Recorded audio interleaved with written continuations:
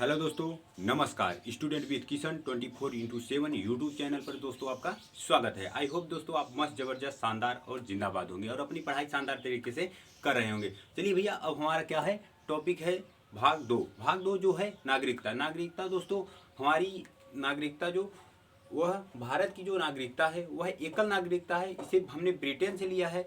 Okay दोस्तों, जो हमारे देशवासियों ने जो संविधान को जब निर्माण करते समय यह जो भाग दो है, भाग दो में तो भैया नागरिकता है। नागरिकता किस देश से ली गई है? ब्रिटेन से ली गई है। हमारी जो देश की नागरिकता है वह एकल नागरिकता है। अर्थात अगर आप किसी एक एकल नागरिकता का मतलब आप एक ही देश के निवासी हो सकते हैं। अगर कहा जाए कि हम भारत के नागरिक हैं, ठीक, भारत के नागरिक हैं, तो राज्य के क्या हैं दोस्तों? राज्य के निवासी हैं। ओके दोस्तों, कोई नहीं कहेगा कि हम राज्य के नागरिक हैं, राज्य के हम निवासी हैं, हम सिर्फ भारत के नागरिक हैं।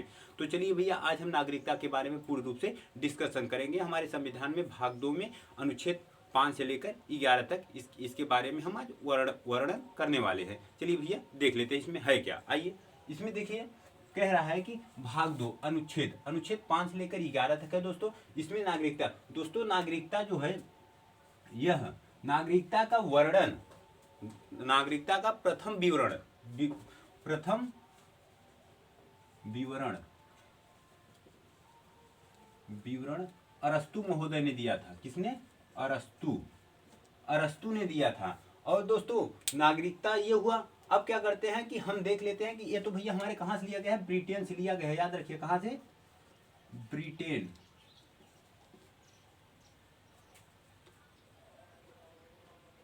ब्रिटेन से लिया गया है। अब क्या करते हैं कि अब हम इसके बारे में अब डिस्कशन कर लेते हैं। पहले तो हमने, हमारा मेन मकसद था कि हमने इस मतलब की नागरिकता को जानना कि हमारे इसमें कितने अनुच्छेद हैं। हमने बताया कि 5 से 11 तक। और हमने कहाँ से लिया भैया? ब्रिटेन से लिया। अब भैया आप एक बात छोटा सा याद रखिएगा, जो प्रथम विवरण मतलब जो नागरिकता के बारे में पहला जिक्र किसने किया था? अरस्तु महोदय ने किया था। अब बात कर लेते हैं कि हमारा जो अनुच्छेद, अब आते हैं कि इसके अंतर्गत क्या है। ठीक भैया, और थोड़ी सी बात जान लेते हैं। जैसे कि अगर हम भारत के नागरिक हैं, ठीक, तो हमें कैसे पता चलेगा कि हमको नागरिकता मिली है? जैसे कि अगर आप भारत के नागरिक हैं तो आपको आधार कार्ड, पैन कार्ड दिया गया होगा। पैन कार्ड, आधार कार्ड उसे ही दिया जाता है जो भारत के नागरिक हों। ठीक, ओके। अगर आपके पास भैया अगर आधार कार्ड, पैन कार्ड है तो आप समझ लीजिए कि आप भारत के नागरिक हैं। चलिए बात कर लेते हैं कि अनुच्छेद 1 में कह क्या रहा है कि संविधान प्रारंभ में दी गई नागरिकता। अर्थात कहने का तात्पर्य यह है कि भारत में जब नागरिकता, यानी कि जब संविधान बना, जितने लोग भारत में थे सभी को नागरिकता दे दी जाएगी। कहने का तात्पर्य है जैसे कि हम लोग। ओके, अब बात करते हैं कि अनुच्छेद 6 में कह रहा है कि पाकिस्तान से भारत आए लोगों का नागरिकता। जैसे कि जब संविधान बना, इसमें कह रहा है ना, पाकिस्तान से भारत आए लोगों की नागरिकता। ऐसा नहीं है कि पाकिस्तान से आए लोग।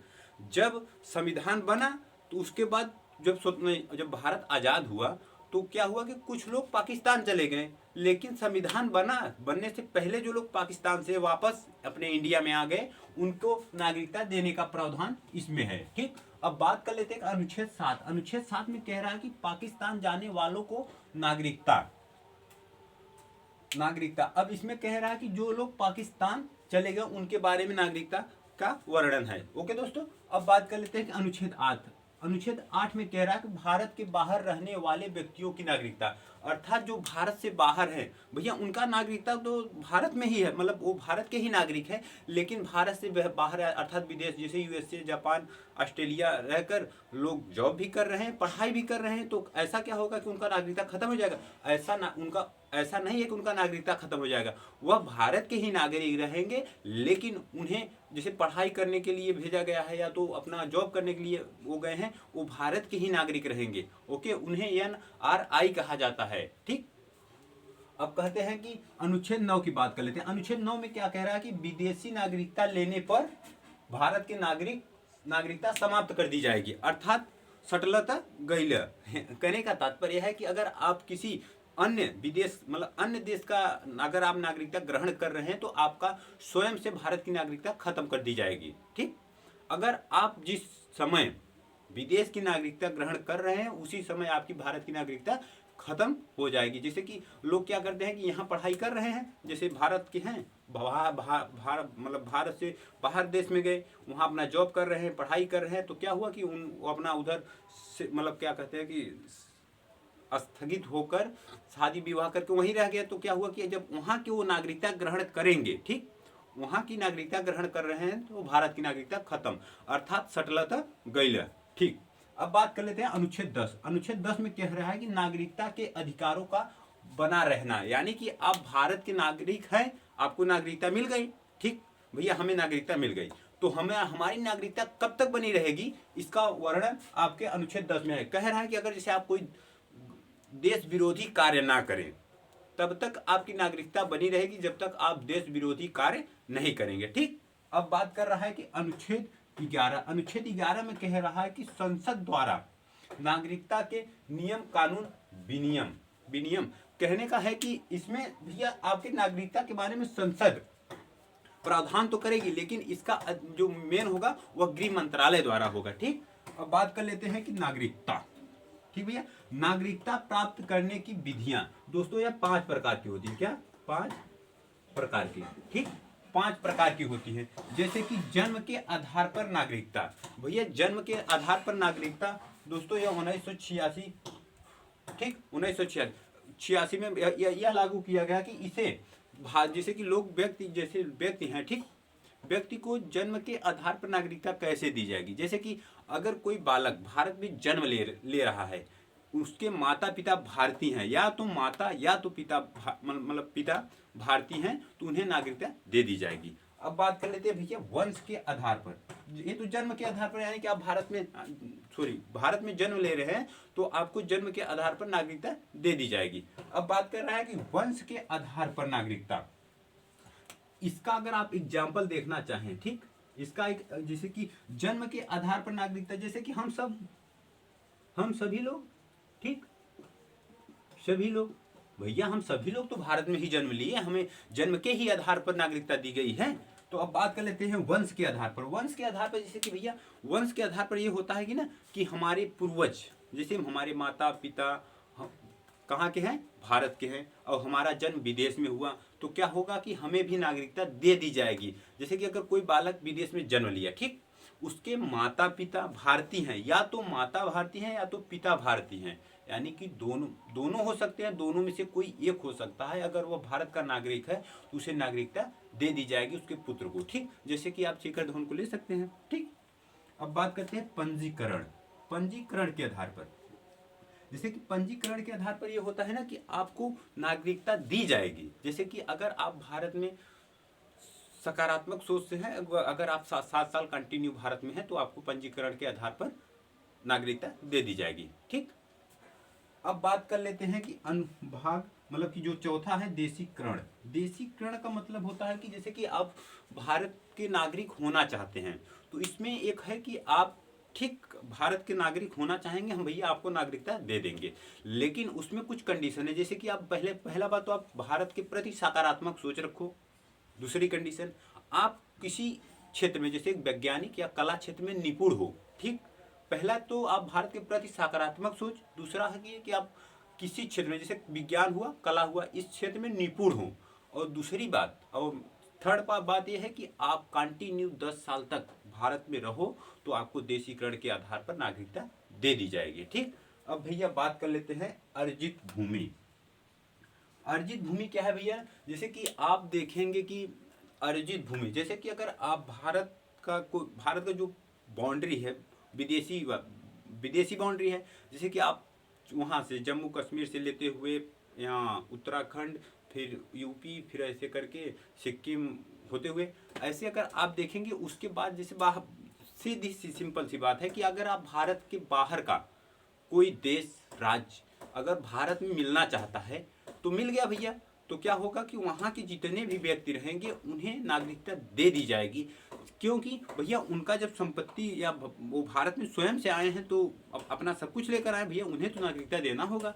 तो क्या होगा, अगर ऐसे व्यक्ति मिल रहे हैं तो उन्हें अर्जित भूमि के आधार पर नागरिकता दी जाएगी। जैसे आप एग्जाम्पल में ले सकते हो सिक्किम। सिक्किम तो पहले क्या था, देश के बाहर था, तो लेकिन अब वह देश में मिलकर वह एक 36वां संविधान संशोधन 1975 में इसे पूर्ण राज्य का दर्जा प्राप्त हुआ। तो वहाँ के जितने नागरिक हैं सभी को क्या हुआ कि सभी को नागरिकता दे दी जाएगी। ओके दोस्तों, अब हम क्या कर सकते हैं, और एक बात कर सकते हैं कि जैसे अगर हम वो क्या कहते हैं, बांग्लादेश का एक परगना जिला है, उसे भी भारत में ही मिला लिया गया है। वहाँ के भी परगना जो जिला है, वहाँ के जितने भी नागरिक हैं सभी को नागरिकता दे दी जाएगी। अब भैया NRI, जो NRI होते हैं, क्या आप कहते हैं NRI, नाम सुना होगा NRI क्या है कि जो व्यक्ति भारत से बाहर जैसे कि 6 माह से अधिक, जैसे कि NRI वो व्यक्ति होते हैं जो भारत से 6 माह के से अधिक जैसे पढ़ाई करने के लिए, जॉब करने के लिए विदेश जाते हैं, ठीक, अन्य देश में जाते हैं और वह 6 माह से अधिक वहीं रुक जाते हैं, तो उन्हें NRI कहा जाता है।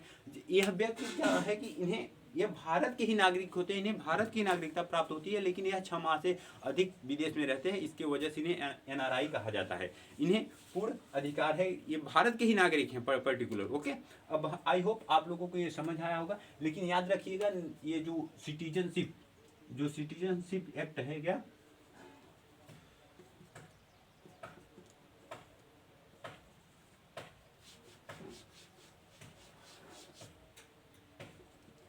छोड़ो, जाने दो। जो सिटीजनशिप यही देख लेते हैं, ऊपर दिख रहा होगा ना, ये जो सिटीजनशिप है,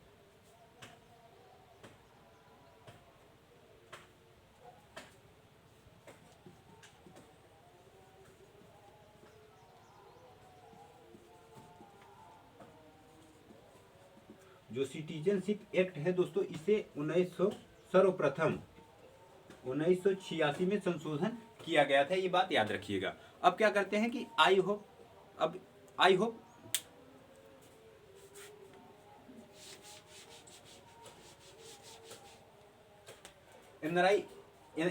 NRI आपको समझ आया, मतलब कि NRI समझ आया। अब बात कर लेते हैं सिटीजनशिप, क्या है कि सिटीजनशिप एक्ट, ठीक दोस्तों। सिटीजनशिप एक्ट जो था, इसमें पहली बार संशोधन 1986 ईस्वी में किया गया था। ओके, आप यह बात याद रखिएगा। जैसे वो कभी पूछ लेता है ना कि नागरिकता में किस सन में संशोधन किया गया था, 1986 में। अब बात कर लेते हैं कि हमें इस बात में कुछ तो कंफ्यूजन है, ऐसा कुछ नहीं है। जैसा कि आपने सब कुछ देखा, एक बार फिर से देख लेते हैं कि हम कह सकते हैं कि अनुच्छेद 5 में नागरिकता प्राप्त, मतलब नागरिकता प्रारंभ, अनुच्छेद 5 दोस्तों एक बार हम फिर से देख लेते हैं, ठीक।